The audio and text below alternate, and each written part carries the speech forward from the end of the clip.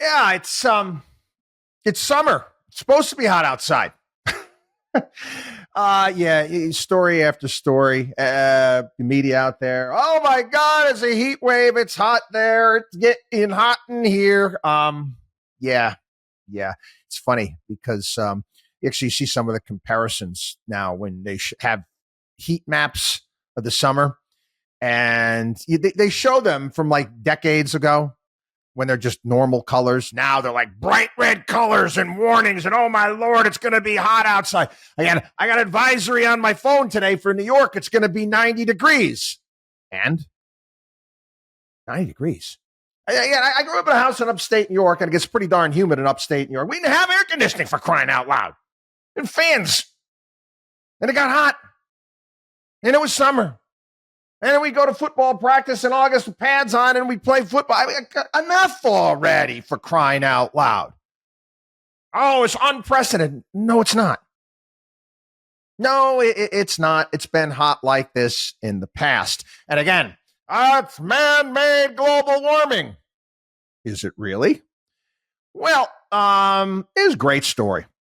They talked about, there was a story. It's actually Las Vegas Review. 120 degree days in the Las Vegas metro area. And the mainstream media blames global warming. And the author, he cites Reuters and CNN reports sounding the alarm on climate change for the chaos that is driving extreme heat waves across the world. Yeah. Again, it's just mainstream media, government controlled narratives. Okay. There was a volcanic explosion, a massive volcano underwater in Tonga. And usually when volcanoes go up, they put soot and water vapor, sulfur dioxide, all that stuff into the stratosphere. And I remember when Mount St. Helens erupted. I was in third grade in New York, and I had soot in New York from that. And they say oftentimes that can lead to global cooling. But this volcano, massive eruption, this went up underwater, putting massive amounts of water. Okay? Put it this way. The 10%, this is NASA, okay? Massive amount of water. The amount of water that was, again, because volcano goes off, water vapor, 10% of the water already present in the atmospheric layer. Now, at the time, this is 2022. So the scientists right there were saying this is going to lead to, warming. 50 million tons of water vapor could warm the Earth for years. Again, this is Associated Press, 2022. Okay. NPR reported at the time. It usually takes 2 to 3 years for sulfate aerosols from volcanoes to fall into the stratosphere, but the water from the January 15th eruption could take 5 to 10 years to fully dissipate. So you're looking at higher temperatures. Okay. This is not Taylor Swift's airplane. It's not cow farts. Okay. It's a volcano.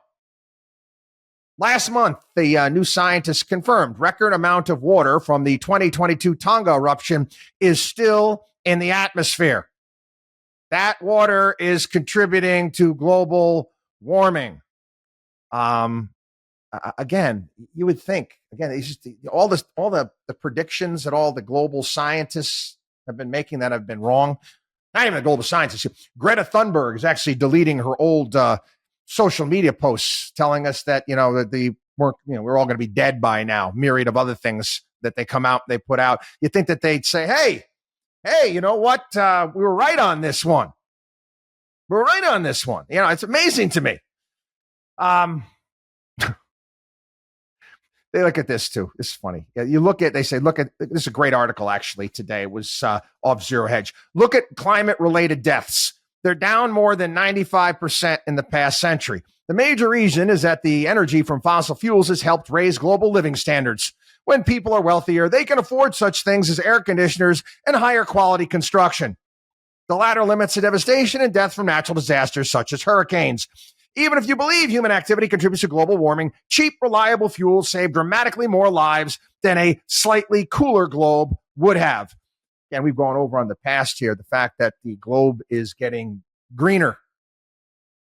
Yeah. It's actually getting greener. That's that CO2 that they keep telling you is so dangerous that plants crave. Deserts are being recaptured by plants. Plants. Is that a bad thing now? I don't know. I don't know, because again, they're just going to change the goalposts, change the narrative, whatever it may be. WatchDog on WallStreet.com.